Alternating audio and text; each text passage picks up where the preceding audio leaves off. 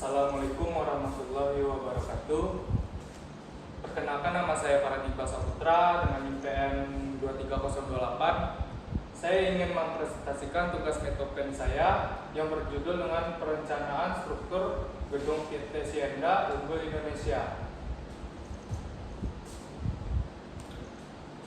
Lalu konteks dan urgensi proyek. Kepadatan lahan DKI Jakarta menuntut ekspansi vertikal. PT Sienda Unggul Indonesia atau pemasok suku cadang alat berat berekspansi membutuhkan fasilitas kantor dan gudang 7 lantai.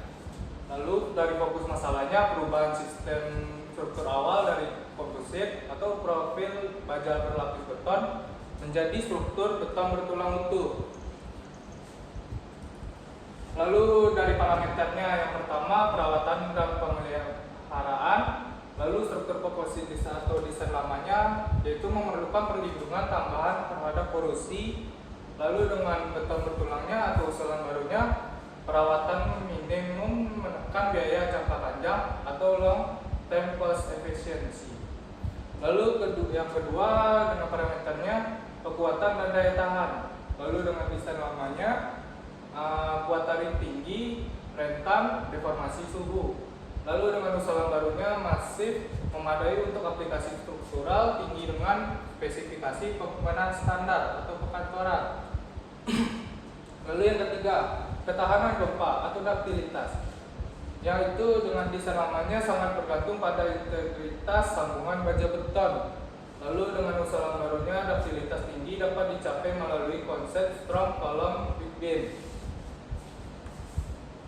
Lalu dengan dasar hukumnya dan batasan masalah, yaitu dengan SNI. Yang pertama, SNI 2847 tahun 2019 yang menyatakan persyaratan beton struktural atau pedoman utama detail penulangan, plat, balok, kolom, dan fondasi. Yang kedua, SNI 1726 tahun 2019, yaitu perencanaan ketahanan gempa, menentukan respons spektral dan kategori desain seismik. Lalu yang ketiga, SNI 1727 tahun 2020, yaitu pembebanan minimum gedung, menetapkan beban mati dan beban hidup spesifik. Lalu yang keempat, yang terakhir, SNI 2052 tahun 2017 yang menetapkan baja tulang beton, karakteristik material tarik. Dari batasan masalah tersebut tidak memperhitungkan beban angin, perencanaan anggaran biaya yang bisa disebut RAB, dan desain mekanikal elektrikal atau MMP. Lalu dengan diagram alur perencanaan strukturnya, dari pertama input data atau kondisi existing, yaitu dari data tanah atau bisa disebut juga sordir, SPT. Yang kedua, gambar arsitektur. Lalu dengan processing atau engine yang meliputi dengan preliminary design atau dimensi awal komponen. Lalu pemodelan 3D etap tahun 2019. Lalu yang ketiga, input pembenahan. Lalu yang ketiga, output atau analisis dan penulangan, yaitu dari pertama perhitungan detail struktur atas, plat, balok, dan kolom. Yang kedua, struktur bawah dari board pile dan fill cap. Lalu dari pembenahan SNI 1727 dari tahun 2020, ada beberapa itu. Satu dari Ditlock, yaitu berat sendiri elemen struktur bangunan. Dua, superimposed Ditlock atau dengan disebut SDL, yaitu beban finishing dan utilitas permanen.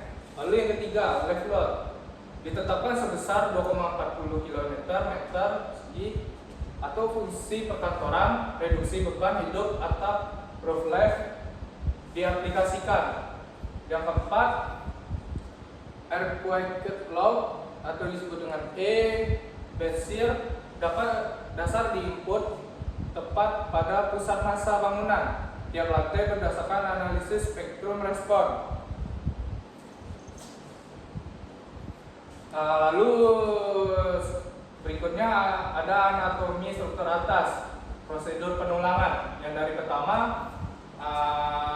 kolom itu beban aksial, tekan dan momen lentur biaksial. Lalu yang kedua ada balok, beam, lentur murni, geser, transversal dan sendi plastis. Lalu yang ketiga yang terakhir plat atau slab yang bisa disebut dengan lentur dua arah dan distribusi beban. Lalu dengan plat lantainya ada beberapa macam, itu dari momen perhitungannya, momen ultimate, lalu momen nominal, lalu rasio penulangan dan luas tulangan aktual. Lalu ada perhitungan dari baloknya, tulangan lentur, syaratnya Pmin lebih kecil dari P lebih kecil dari Pmax. Momen dihitung dengan Nm AS kali Pp kurung D kurang A per 2. Lalu ada yang kedua, tulangan geser, kapasitas tergeser, gabungan beton dan baja. Dan perhitungannya Pn sama dengan Vc tambah Vs, nilai Vc 0,17 gamma dikali Fc prime dikali B kali D akar. Lalu dengan grafiknya tersebut bisa dilihat dari grafik dengan adanya beban aksial sampai lentur, lalu grafiknya akan menentukan NS kita dari Y, lalu kondisi seimbang PB sama MB, lalu tarik menentukan NS lebih besar dari Y. Dengan S contrast faktor reduksi 0,65 cm persegi versus 0,75 spiral sampai lebih detail. Lalu yang kedua, presentasi tulangan memanjang 1% dikurang sampai 8% dari luas penampang. Lalu ada berikutnya matrik perbandingan kerutan kolom, yaitu yang pertama kondisi eksentrisitas dari keruntuhan tariknya E sama dengan EB. Lalu keruntuhan tekannya E lebih kecil dari EB. Lalu keruntuhan simpangnya E sama dengan EB. Lalu yang kedua status baja tulangan. Dari keruntuhan tariknya tulangan tarik leleh. Lalu dari keruntuhan tekannya tulangan tarik belum leleh. Beton hancur. Lalu keruntuhan simpangnya tulangan leleh dan beton mencapai renggangan batas bersamaan. Q-nya 0,03. Lalu yang ketiga kondisi penentu. Keruntuhan tariknya dipengaruhi beban aksial nominal tegangan leleh baja dan keruntuhan tekan didominasi persamaan Whitney untuk kehancuran beton. Lalu keruntuhan seimbangnya kapasitas maksimum simultan beton berbaja. Lalu berikutnya ada daya dukung izin tiang. Yang pertama dihitung berdasarkan hasil uji solder dan SPT data. Yang kedua daya dukung tekan dihitung dari dua komponen utama. Yang pertama tahanan ujung, lalu tahanan geser selimut. Lalu yang ketiga, jumlah tiang dalam satu piu cap ditentukan dari rasio. Lalu efisiensi kelompok tiang, tumpang tindih, garis tegangan, brotation mengurangi daya dukung individual tiang. Dari persamaan konversinya laber PG sama dengan 1 kurang 0 dalam kurung N kurang 1 kali M tambah M kurang 1 kali M per 90 mm Newton. Dari jarak kritisnya, jarak ideal antar tiang ditetapkan sebesar 2,5 D hingga 3 D untuk meminimalkan kehilangan efisiensi sekaligus mencegah pemborosan ruang. Lalu berikutnya ada kontrol geser pill cap. Yang pertama asumsi utama. Asumsi utama itu pill cap bersifat kaku sempurna dan ujung atas tiang tidak mentransfer momen lentur ke tiang. Lalu yang kedua, dari Standar Nasional Indonesia 2847 tahun 2019 pasal 13.4.2.1 yaitu ketebalan fondasi telapak harus minimal 300 mm di atas tulangan bawah.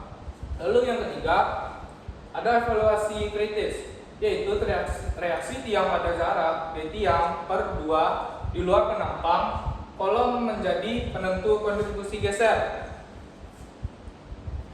Lalu ada gambar di sini, gambar bangunan, itu dari safety orient allow dan earthquake force atau base shear. Yang pertamanya beban diterima plat lantai, lalu yang kedua distribusi ke balok, dan sendi plastis. Yang ketiga diteruskan ke kolom utama, dan yang keempat disalurkan ke tanah via port plate.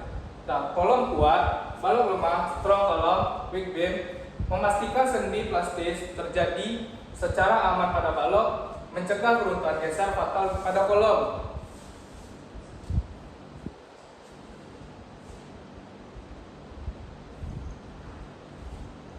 Dan lalu yang terakhir, kesimpulannya, desain struktur. Dari validitas struktur, transisi dari struktur komposit ke beton bertulang telah direncanakan secara komprehensif dan memenuhi kriteria keamanan untuk gedung perkantoran 7 lantai di Jakarta Pusat. Lalu yang kedua, kepatuhan regulasinya. Kepatuhan regulasinya seluruh elemen struktur atas dan bawah terbukti memenuhi syarat. Batas kekuatan dan duktilitas sesuai SNI 2847 tahun 2019 dan SNI 1726 tahun 2019. Lalu yang ketiga, ketahanan seismik, yaitu penerapan konsep capacity design memastikan terbentuknya mekanisme keruntuhan datar yang terprediksi, lalu melindungi nyawa penghuni saat gempa ekstrim. Saya akhiri presentasi saya yang sudah saya presentasikan. Saya sudahi. Wassalamualaikum warahmatullahi wabarakatuh.